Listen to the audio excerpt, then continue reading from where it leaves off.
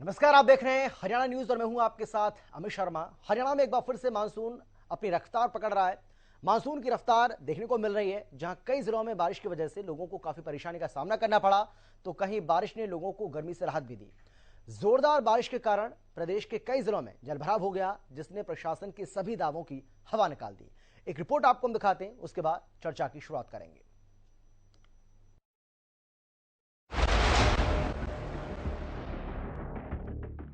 हरियाणा में दोबारा से मानसून ने रफ्तार पकड़ ली है। जहां एक ओर बारिश ने लोगों को गर्मी से राहत दी है, तो वहीं जगह जगह जल भराव भी हो गया है। इन तस्वीरों को गौर से देखिए, बार बार देखिए। सोहना की ये तस्वीरें प्रशासन के दावों की पोल खोलने के लिए काफी है। पानी निकासी के नाम पर एक अच्छा खासा बजट तैयार तो किया जाता है, लेकिन जैसे ही बरसात आती है, वैसे ही सोहना पूरी तरह से जलमग्न हो जाता है। यहाँ बच्चों के नहाने के लिए स्विमिंग पूल बन जाता है। हमारे यहाँ जितनी बार भी बारिश आती है उतनी बार ही पानी भर जाता है और पानी इतना भर जाता है कि हर दुकानदार का कई हजारों का हर बारिश में नुकसान होता है। जिसकी तरफ आज 30 साल बाजार में काम करते हो गए हैं, प्रशासन ने कभी ध्यान नहीं करा कि इस दुकानदारों की समस्या को दूर करा जाए। सारे दुकानदार बहुत ज़्यादा परेशान है। पानी भरने से हर बार नुकसान होता है, पर इसकी कोई सुनवाई नहीं होती कहीं पर भी। अब कैथल की भी तस्वीर देख लीजिए, जहां बाजारों से लेकर बस अड्डों तक पानी भरा हुआ है और वाहन चालकों को काफी परेशानियों का सामना करना पड़ा। मौसम विभाग के अनुसार हरियाणा में 5 से 7 अगस्त के बीच अच्छी बारिश की संभावना है। मौसम विभाग ने इसे लेकर येलो अलर्ट भी जारी किया है। ऐसे में जरूरत है सरकार के नुमाइंदों को प्रशासनिक अधिकारियों के साथ बैठक करके बरसाती पानी की निकासी के लिए कोई ठोस योजना बनाने की और बरसाती पानी की समुचित व्यवस्था करने की, ताकि मानसून में हरियाणा वासियों को कोई परेशानी न हो। हरियाणा न्यूज के लिए सोहना से सतीश और कैथल से विपिन की रिपोर्ट।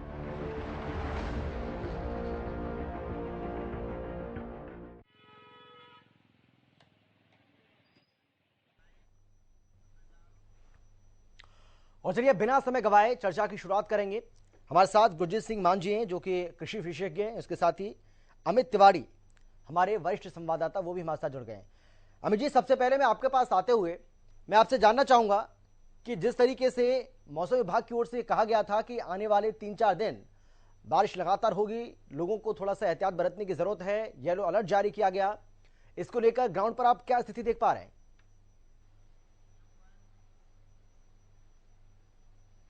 निश्चित रूप से जो येलो अलर्ट जारी किया गया है वो सभी के लिए एक चेतावनी स्वरूप है, क्योंकि जो पहले मानसून कुछ सुस्त पड़ गया था 2-3 दिन पहले तक, जहां बरसात नहीं थी, अब वापस से सक्रिय हो गया है। और अगले 9 अगस्त तक की जैसे कि सूचनाएं मिल रही हैं कि 9 अगस्त तक मानसून इसी तरह सक्रिय रहेगा और बिखराव वाली बारिश जो है वो देखने को मिलेगी। हरियाणा के भी अलग अलग हिस्सों में, साथ साथ जो देश के भी अलग अलग हिस्सों में बात करें तो पूरे उत्तर भारत को यह बारिश जो है वो 9 अगस्त तक यहां देखने को मिल सकती है। हालांकि राजस्थान में जो है उसका ज्यादा बताया गया है कि समय 14-15 अगस्त तक भी राजस्थान के इलाकों में बारिश जो है दक्षिणी पश्चिम अलग अलग इलाकों में अलग अलग समय पर देखने को मिलेगी। जो हरियाणा की बात है वो 9 अगस्त तक लगातार बारिश होगी। तो ऐसे में तमाम मशीनरी के लिए यह येलो अलर्ट था, किसानों के लिए था, आम आदमी के लिए था कि सभी लोग तैयार रहें कि आने वाले जो 3-4 दिन है वो लगातार उन्हें बारिश से जूझना पड़ेगा। जी अमित। जी बिल्कुल, लेकिन कई जगह ऐसी भी तस्वीरें आई हैं अमित जी कि वहां लोगों को भारी समस्या का सामना करना पड़ रहा है। सोहना की तस्वीरें हम आपको दिखा रहे हैं, जो हमारे तमाम दर्शक हैं वो देख पा रहे हैं। कैथल की तस्वीरें हमने दिखाई, पुंडरी ब्लॉक की तस्वीरें हमने दिखाई, वहां क्या स्थिति है। वहां बाजारों में पानी भर गया, यानी कि जो पब्लिक प्लेसेस हैं वो भी अछूते नहीं है, वहां भी पानी भरा हुआ है। पैदल निकलना भी लोगों के लिए दूभर हो गया है। तो जो लापरवाही है, क्या ये माना जाए कि मानसून के दौर में, मानसून के सीजन में ये लोगों के ऊपर भारी पड़ जाती है?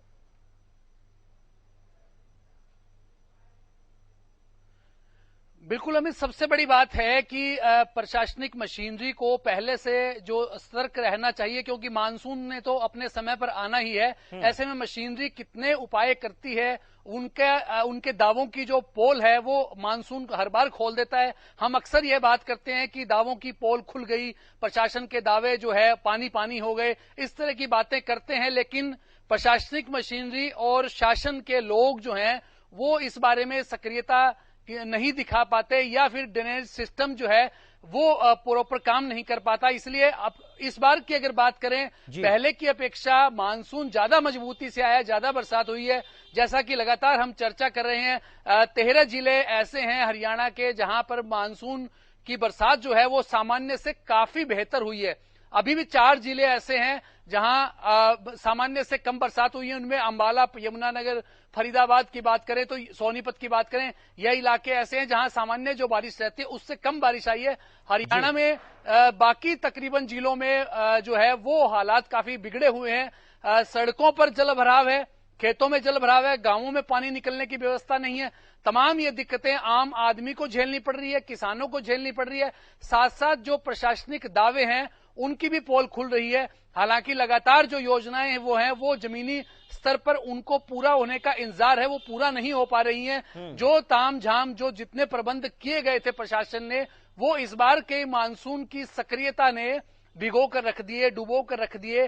तभी हालात ऐसे हैं कि जो निचले इलाके हैं वहां जल भराव, जल जमाव की समस्या का सामना करना पड़ रहा है, मच्छर बढ़ रहे हैं। तो ऐसे में आम आदमी के लिए राह काफी कठिन है और प्रशासन के लिए भी निश्चित रूप से यह बरसात है वो चुनौती वाली है, क्योंकि आने वाले दिन है अगले, जैसा कि बताया गया येलो अलर्ट है। 9 अगस्त तक लगातार बिखराव वाली बारिश हरियाणा के अलग अलग हिस्सों में देखने को मिलेगी। तो ऐसे में प्रशासन को और ज्यादा अलर्ट होना होगा। प्रशासनिक जो शासन के जो नुमाइंदे हैं उन्हें ज्यादा सक्रियता दिखानी पड़ेगी। प्रशासन के अधिकारियों से तालमेल बनाना पड़ेगा, समन्वय बनवाना पड़ेगा, ताकि जो दिक्कत आम आदमी को झेलनी पड़ रही है उसमें काफी कमी की जा सके। किसी रूप में प्रयास किए जाएं। जो योजनाएं चल रही हैं वो तो चल रही हैं, जमीनी स्तर पर कब शुरू होंगी वो अगले मानसून की बात है। आज व्यवस्था की जरूरत है सुधारने की। उसके लिए प्रशासन के अधिकारियों को, जन स्वास्थ्य विभाग के अधिकारियों को, स्वास्थ्य विभाग के अधिकारियों को, तमाम मशीनरी को अलर्ट होना होगा। जी अमित। बिल्कुल अमित जी बने रहिए आप हमारे साथ। हम आते हैं आपके पास। विपिन शर्मा हमारे साथ जुड़ गए कैथल से, हमारे संवाददाता। विपिन, कैथल में तो स्थिति बता रहे हैं कि बहुत ज्यादा बुरी है, वहां तो जगह जगह जलभराव हुआ पड़ा है और इसकी वजह से लोगों को भारी परेशानी का सामना करना पड़ रहा है। क्या जानकारी देंगे आप? जी, कैथल का ब्लॉक पूंजी जो यहाँ से लगभग 16 किलोमीटर दूर है, अगर उसकी हालत देखें, तस्वीरें बयां करती हैं कि पुंडरी की हालत क्या है। और ये हालत आज की नहीं है, ये समस्या 5 से 6 साल पुरानी है और कुछ इलाकों में ये 20 साल पुरानी है। हमने पूरी पुंडरी और फतेहपुर इलाके का दौरा किया तो लोगों ने यही बताया कि यहाँ पे फतेहपुर जो पंचायत के अंतर्गत आता है, पुंडरी विधानसभा है, जो उसके विधायक रणबीर गोलन है, इन्होंने कभी भी सड़क के आगे काम नहीं किया। केवल उनकी गाड़ियां सड़कों से गुजरती हैं। सिर्फ 15 से 20 मिनट की जो बारिश होती है उसमें 2 से 2.5 से 3 फुट तक पानी तो सड़कों पे खड़ा हो जाता है, दुकानों में चला जाता है, दुकानदारी नहीं हो पा रही। स्कूल कॉलेज के बच्चों को भी पानी से निकलना मुश्किल होता है, नजदीक अस्पताल के पानी इकट्ठा हो जाता है, एम्बुलेंस को निकलना मुश्किल हो जाता है। हम कह सकते हैं कि पुंडरी की पूरी तरह अनदेखी रही है। इसका कारण यहाँ लंबे समय से आजाद उम्मीदवार बनते आए हैं और पार्टियों का समर्थन करते आए हैं, लेकिन पुंडरी के हालात पर किसी ने भी नजर नहीं डाली। बिल्कुल। चलिए विपिन, मैं आपके पास भी आता हूं, लेकिन गुरजीत जी मैं आपसे जानना चाहूंगा किसानों के लिए क्या सलाह होगी आपकी? किसान इस मौसम में, क्योंकि मौसम विभाग ये कह रहा है कि आने वाले जो 3-4 दिन हैं वो और ज़्यादा लोगों के लिए भारी पड़ सकते हैं, लेकिन किसानों की अगर हम बात करें तो किसानों को आपकी सलाह क्या होगी अगर बारिश ज़्यादा होती है तो? जी अमित जी, ज्यादा बारिश हो ही रही है और आगे के लिए येलो अलर्ट आया हुआ है, ज्यादा होने के चांसेस बिल्कुल गंभीर नजर आ रहे हैं। किसान इसमें बेसिकली बहुत ज्यादा कुछ तो कर नहीं सकता। जैसे कि पहले भी कृषि विज्ञान विभाग ने व कृषि यूनिवर्सिटी ने भी कहा है कि बिना वजह इरिगेशन नहीं करनी, अपने नलकूप बंद रखने हैं, इरिगेशन को कम्प्लीटली बंद रखना है। वो लगभग क्योंकि सब जगह बारिश हो गई है तो वो किसी ने नहीं की हुई, वो तकरीबन बंद है। इसके अलावा किसान सीधा तो कुछ नहीं कर पाता, लेकिन जिस तरह से जल भरा हुआ है खास करके कॉटन की क्रॉप में, हिसार जिला की बात करें तो 50% से ज्यादा कॉटन वहाँ 75% लॉस के करीब पहुंच चुकी है। इसका किसान कुछ कर नहीं सकता, क्योंकि जब तक पानी नहीं निकलेगा, बारिश नहीं थमेगी, उसके पास कुछ भी उपचार करने का कोई रास्ता नहीं है। और पानी को निकालने के लिए किसान तो कम से कम बेबस रहता है, उसके पास ना तो रिसोर्सेज होते और न ही कोई उसको किसी तरह की परमिशन होती कि वो पानी किधर निकाल सके। और कई दफा ये भी देखा गया है, अगर अब तो खैर हालात ऐसे हैं कि चारों तरफ ही एक पानी का सैलाब आ गया है, वरना अगर किसी के खेत में किसान पानी निकालने की कोशिश करे तो उसमें कत्ल तक भी हो जाया करते थे। इसलिए इसमें सब कुछ करना तो प्रशासन को ही है, लेकिन जैसे कि अभी वरिष्ठ पत्रकार अमित जी ने बताया कि तैयारियां मुकम्मल हो गई हैं, इस तरह के बयान हम हर मानसून से पहले हमें सुनने को मिलते हैं, लेकिन तैयारियों की पोल तो तब खुलती है जब मानसून एक्चुअली आ जाती है। पूर्व के वर्षों में कई दफा इतनी मानसून नहीं भी आई, जिस वजह से प्रशासन के दावे आधे अधूरे पूरे होते नजर आते थे। लेकिन इस बार मानसून नॉर्मल है या कहीं कहीं नॉर्मल से ज्यादा है, तो प्रशासन भी उतना ही बेबस है जितना किसान बेबस है। बिल्कुल सही कहा आपने। चंद्रमोहन जी, बहुत स्वागत है आपका। और सवाल मेरा आपसे यह है कि जो एक बार फिर से मानसून एक्टिव नजर आ रहा है, इसकी वजह आप क्या मानते हैं? पश्चिमी विक्षोभ या कोई और वजह? देखिए, जो अभी तक हमारे यहाँ जो पश्चिमी विक्षोभ और मानसून ट्रफ दोनों की वजह से ही यहाँ पर बारिश की जो स्थितियां देखी जा रही हैं। अभी एक ताजा पश्चिमी विक्षोभ वर्तमान समय में मध्य पाकिस्तान पर सक्रिय है और एक जो ताजा पश्चिमी विक्षोभ है वो आगे निकल गया। साथ ही पूर्वी राजस्थान पर एक चक्रवातीय सर्कुलेशन बना हुआ है पश्चिमी विक्षोभ की वजह से, तो जिसकी वजह से जो हवाओं का जो रुख है वो अरब सागर की जो नमी वाली पवनें हैं वहां से भी नमी मिल रही है। साथ में जो वर्तमान में जो आज मानसून ट्रफ थोड़ी नीचे है, मानसून ट्रफ आज जैसलमेर, उदयपुर, भोपाल, मंडला, रायपुर, श्रवणपुर, भुवनेश्वर और सीधी बंगाल की खाड़ी तक बनी हुई है। और साथ ही साथ बंगाल की खाड़ी पर लगातार लो प्रेशर एरिया बन रहे हैं, तो जिसकी वजह से जो ट्रफ लाइन है वहां से उस ट्रफ लाइन के साथ जो दक्षिणी पूर्वी नमी वाली पवनें हैं लगातार उनका आना जाना हरियाणा, एनसीआर, दिल्ली, पंजाब, राजस्थान, उत्तर प्रदेश सभी राज्यों पर बना हुआ है। और जो वर्तमान में जो पश्चिमी विक्षोभ है उसकी वजह से जो एक सर्कुलेशन बना हुआ है, तो उसकी वजह से ये बारिश की गतिविधियां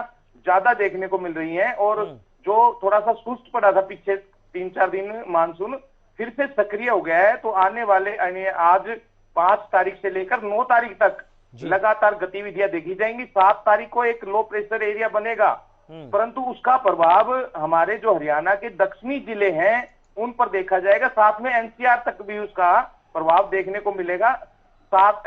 ये 12 तारीख तक पहुंचेगा। 11 और 12 तारीख को भी हरियाणा, एनसीआर पर बारिश की गतिविधियां देखी जाएंगी। तो आने वाले समय में और भी लो प्रेशर एरिया बनेंगे और बार बार ट्रफ ऊपर नीचे होगी, तो उसकी वजह से मानसून सक्रिय रहेगा। और आने वाले समय में मानसून यानी पूरे अगस्त और सितंबर में भी मानसून गतिविधियां दर्ज होंगी। यानी आप ये कह रहे हैं कि अगस्त और उसके बाद सितंबर, हो सकता है कि आधा सितंबर, लोगों को अभी 1.5 महीने तक लगभग राहत नहीं मिलने वाली, आप ये कह रहे हैं? जी, बीच बीच में राहत भी मिलेगी। ये नहीं है कि बीच बीच में जब नीचे ट्रफ लाइन जाएगी दक्षिण में, तो उस समय हमारे यहाँ कम गतिविधियां रहेंगी, बिखराव वाली बारिश देखने को मिलेगी। जब ट्रफ लाइन ऊपर आएगी और पश्चिमी विक्षोभ आएंगे तो उनके मेल से यहाँ पर बारिश की गतिविधियां जारी रहेंगी। बिल्कुल। अमित जी, मैं एक बार फिर से आपके पास आते हुए, हमने कई बार देखा है नगर निगम, नगर पालिका या जो भी संबंधित इकाइयां होती हैं उनकी तरफ से किस तरीके से दावे किए जाते हैं, बहुत सारी बातें उनकी तरफ से कही जाती हैं और ये कहा जाता है कि इतने करोड़ का बजट पास कर दिया, इतने करोड़ का बजट हमने इसके लिए अलॉट कर दिया। लेकिन धरातल पर जब हम जाते हैं परिस्थितियां कुछ और होती हैं। तो ये जो बंदरबाट किया जाता है पैसे का, इसके लिए जिम्मेदार किसको माना जाए?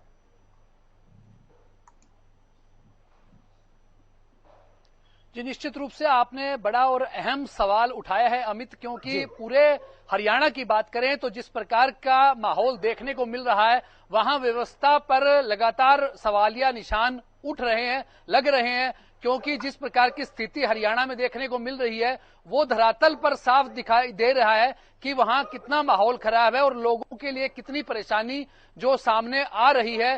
क्योंकि जो पैसा अगर लगाया गया था तो वो पैसा आखिरकार गया कहां, प्रबंधों में कमी कहां रह गई?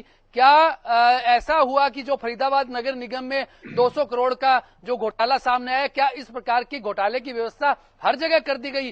तो इस तरह के तमाम सवाल जो लोगों के मन में घूमते हैं क्योंकि उनको सड़कों पर पानी मिलता है मामूली बरसात के बाद। हालांकि चलो इस बार तो ऐसा देखने को मिल रहा है कि मानसून की ज्यादा सक्रियता से लोगों को परेशानी है, लेकिन हर बार ऐसा होता है जल भराव और जल जमाव से लोगों को परेशानी होती है। तो क्या वो व्यवस्था बनाने में जो पैसा लगाया गया था वो आखिरकार गया कहां, यह एक बड़ा सवाल हर बार घूमता है। इस बार सरकार के जो नुमाइंदे हैं उनकी ओर से लगातार ये दावा किया जा रहा है कि वाटर योजनाएं जो बड़ी बड़ी हैं वो पूरे हरियाणा में चल रही है।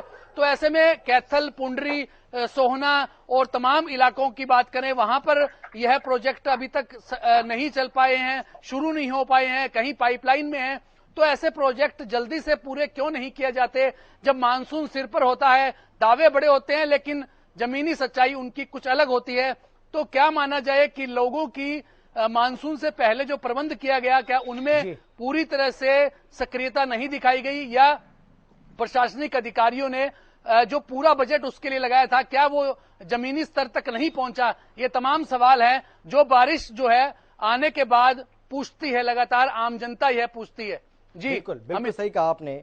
विपिन, हम आपसे भी जानना चाहेंगे, कैथल का हाल अभी आप बता रहे थे, पुंडरी ब्लॉक का हाल आपने बताया, लोगों को किस तरह से दिक्कतें हो रही हैं, और जिस तरीके से आपने ये भी बताया कि ऐसा नहीं कि कोई पहली बार लोगों को इस तरह की दिक्कत हो रही है, हर साल ऐसा होता है। अगर हर साल ऐसा होता है तो आम जनता इसके लिए आवाज उठाती है, अगर आवाज उठाती है तो सुनवाई क्यों नहीं हो रही है, वजह क्या है? ये आपको बता दें, कैथल जिले के दो इलाके, कलायत विधानसभा और पुंडरी विधानसभा, ये इलाके ऐसे हैं जिनमें हर साल लंबे समय से जल भराव की समस्या है। कलायत के हमने मुद्दे को हरियाणा न्यूज के माध्यम से बताया, तो कलायत में पाइप वगैरह डालने की शुरुआत हुई है, लेकिन अभी भी काम नहीं हुआ है। लंबा बहुत ज्यादा बजट आया है, बजट अगर लग जाएगा तो वहाँ के लोगों को समस्या का हल हो सकता है। लेकिन पुंडरी में तो अभी इस तरह की कोई बात ही नहीं की जा रही। जो विधायक हैं वो रणधीर गोलन, वो इस पर कोई खास चर्चा ही नहीं करते, सिर्फ गाड़ी लेके सड़क से निकल जाते हैं। मेन जो सड़क है पुंडरी की, मेन सड़क पे ही जल भराव होता है, जहाँ से लोगों को निकलना होता है, तभी VIP भी निकलते हैं। लेकिन आज तक इसकी समस्या का कभी समाधान नहीं किया गया। लोग सिर्फ अपनी शिकायतें नगर पालिका और पंचायतों तक लेके जाते हैं। इससे ज्यादा उनकी सुनवाई ना तो कोई अधिकारी करता है, ना ही प्रशासन करता है, ना ही वहाँ से जो टिकट लेकर जीत के आते हैं वो विधायक करते हैं। बिल्कुल, और इसका खामियाजा सीधे तौर पर अगर किसी को भुगतना पड़ता है तो वो आम जनता है, जिनके वोट के जरिए ही ये लोग चुने जाते हैं। सही कह रहा हूं मैं? जी बिल्कुल, हर बार जब चुनाव का समय आता है तो हाथ जोड़कर वोट मांगी जाती है, उनकी समस्याओं के समाधान के लिए घोषणा पत्र जारी किए जाते हैं। उसके बाद धन्यवादी दौरा होता है। धन्यवादी दौरे के बाद किसी भी गांव में, किसी भी इलाके में कोई नेता समस्या पूछने नहीं जाता कि आपकी समस्या क्या है। हम टीवी के माध्यम से कितनी बार इन गाँव की समस्या दिखा चुके हैं, अभी भी कोई भी नेता अपने इलाके में देखने नहीं गया। केवल पत्रकारों के माध्यम से प्रेस वार्ता कर घोषणा कर दी, इतना बजट आ चुका है, ये लग जाएगा, लेकिन धरातल पे कुछ होता नजर नहीं आ रहा। जी बिल्कुल।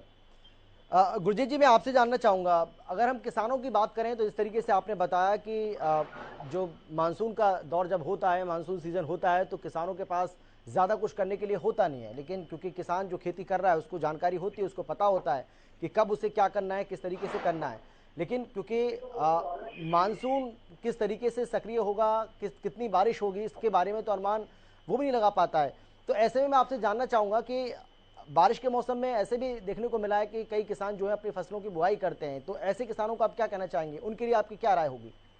जी हाँ अमित, जैसे अभी डॉक्टर चंद्र मोहन ने भी बताया कि मानसून फुल सक्रियता में दोबारा से आ गया। और मैं अभी IMD का नक्शा देख रहा था, तो न केवल हरियाणा में बल्कि पूरे भारत में इस वक्त मानसून छाया हुआ है। केवल बिहार शायद ऐसी स्टेट है जहाँ पे बारिश अभी भी कम है, अदरवाइज फुल बारिश है। लेकिन राहत की बात, जैसे डॉक्टर चंद्र मोहन ने बताया कि बीच बीच में कहीं कहीं कुछ ऐसे दिन भी आएंगे जिनमें खुलापन मिलेगा, जिनमें बारिश कुछ इलाकों में कम होगी। अभी भी देखने को आया कि वाइड स्प्रेड रेन की बजाय बारिश स्पॉट्स में हो रही है, और जहाँ हो रही है वहाँ खूब ज्यादा हो रही है। तो किसानों को संयम रखना होगा। जब भी बीच में कुछ खुले दिन आए, जैसे कि मौसम विभाग की सूचनाएं पहले से अब काफी सटीक नजर आती हैं, उन दिनों में अगर उनके कुछ पेंडिंग काम है और अगर वो अति जरूरी है तो वो अपने मुकम्मल कर सकते हैं, चाहे वो खरपतवार नाशक के हैं, चाहे वीडीसाइड और ये पेस्टिसाइड की स्प्रेज को लेकर हैं। अभी अगर बारिश के बीच में अगर वो करेंगे तो बिल्कुल उनका जो पैसा बर्बाद होगा। इसलिए उन्हें रुकना ही होगा। इसी प्रकार अगर कोई बिजाई भी अगर पेंडिंग है तो उसको भी उन्हें और आगे पोस्टपोन करना होगा, ताकि उनके बीज और खाद वगैरह बेकार ना जाए। जैसे कि अभी आपने ड्रेन्स की बात सुनी, तो ड्रेन्स जो हमारे थे वो सारे इस बार बहुत जबरदस्त टूटे हैं।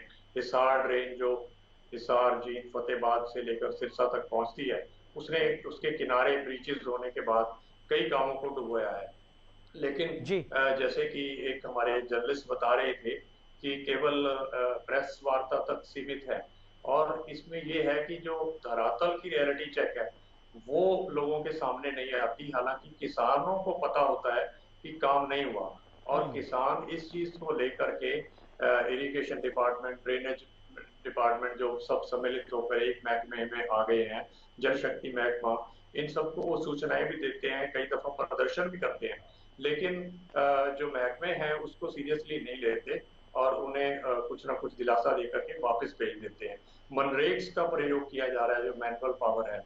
मैनुअल पावर से इतने बड़े बड़े काम करने बड़े मुश्किल हैं। मशीनरी पर किसी टेक्निकल वजह से रोक है कि आप अपने ड्रेन्स को या उनके किनारों के तटबंधन के ऊपर मशीनरी की यूज नहीं करेंगे, आप मनरेग से जो मैनुअल लेबर है उसका प्रयोग करेंगे।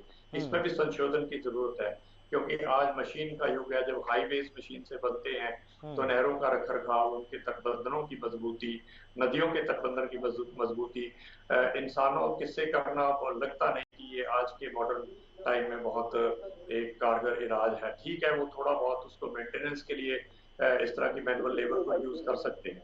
तो ये एक दिक्कत है जो महकमे को भी आती है और किसान को भी ऐसा नहीं करने दिया जाता। ये अक्सर देखा जाता है अगर कुछ किसान समितियां। जी बिल्कुल बिल्कुल। चंद्रमोहन जी, मैं आपसे भी जानना चाहूंगा, जिस तरीके से आप बता रहे हैं कि 9 अगस्त तक दिक्कत है, 9 अगस्त तक मानसून जो है वो और ज़्यादा सक्रिय रहेगा, बीच बीच में लोगों को राहत मिल सकती है, लेकिन ऐसे में सवाल ये, जिस तरीके से तारीफ भी यहाँ पर कर रहे थे गुरजीत जी, जो कह रहे हैं कि भाई अब मौसम विभाग की जो जानकारियाँ हैं, जो मौसम विभाग की ओर से भविष्यवाणी की जाती है, अब वो लगभग सटीक बैठती है, तो ये एक लोगों का जो भरोसा है वो भी आपके ऊपर कायम होता है कि भाई आप जो कह रहे हैं उस पर, उसके हिसाब से फिर लोग अपनी तैयारी करते हैं, चाहे वो किसान हो या कोई दूसरा वर्ग। देखिए, वर्तमान में जो टेक्नोलॉजी जो हमारी है, जिसमें जियो इन्फॉर्मेटिक्स यानी GPS, GSS, remote sensing, radar, मतलब काफी नई नई टेक्नोलॉजी आ गई है, तो जिसकी वजह से आज मतलब मौसम विभाग बिल्कुल सटीक जानकारियां दे रहा है। तो इसलिए मौसम विभाग की जो भी भविष्यवाणियां होती हैं बिल्कुल 99% कई बार बिल्कुल ठीक होती हैं।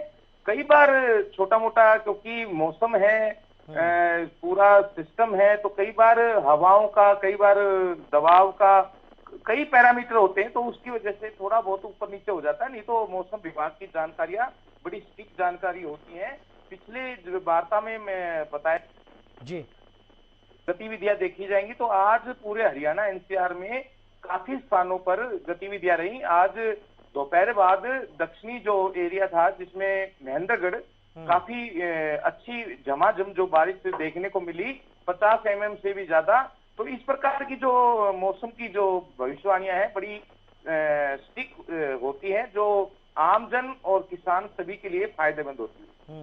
बिल्कुल सही कहा आपने अमित जी। कई बार हमने ऐसी खबरें भी दिखाई हैं, हमने बताया भी है, और जन सरोकार की जो खबरें होती है उनको हरियाणा न्यूज़ लगातार इससे पहले भी उठाता रहा है और उसका असर भी देखने को मिलता है।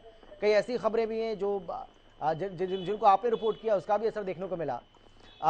अगर हम इसकी बात करें, जिस तरीके से जलभराव हो रहा है, ड्रेनेज सिस्टम जो है वो कहीं बहुत ज़्यादा फेल नज़र आता है, ट्रैफिक व्यवस्था पूरी तरह से चरमरा जाती है जब ऐसे हालात पैदा होते हैं, तो ऐसे में एक हमारी भी जिम्मेदारी होती है कि हम ऐसी खबरों को दिखाएं, बखूबी लोगों को जागरूक करें इसके प्रति, और जो जन सरोकार के मुद्दे हैं उनको आगे बढ़ाएं।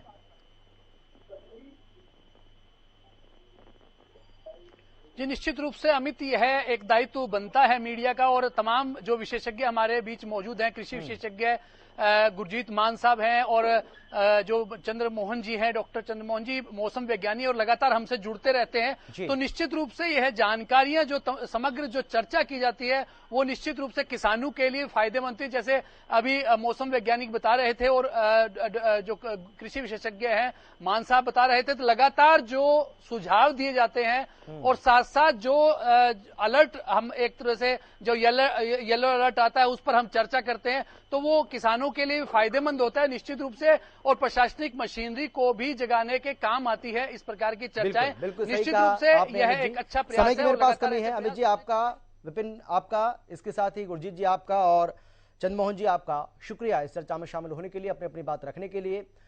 लेकिन आपको थोड़ा सा अलर्ट रहना है, थोड़ा सतर्क रहना है, जागरूक रहना है, क्योंकि 9 अगस्त तक भारी बारिश की आशंका जताई जा रही है। येलो अलर्ट इसके लिए जारी किया गया है। ऐसे में जब भी आप अपने घर से बाहर जा रहे हैं, जब भी आप कहीं जाने की प्लानिंग कर रहे हैं, तो थोड़ा सा सोच समझ कर करिए। और किसानों के लिए भी बहुत सारी जो जानकारियाँ, बहुत सारे जो सुझाव हैं, वो जो हमारे साथ कृषि वैज्ञानिक थे उन्होंने जानकारी दी है, तो उस पर भी अगर आप अमल करेंगे तो आपको खेती में उसका लाभ जरूर मिलेगा। फिलहाल इतना ही, छोटे से ब्रेक के बाद फौरन लौटेंगे। आप देखते रहिए हरियाणा न्यूज़।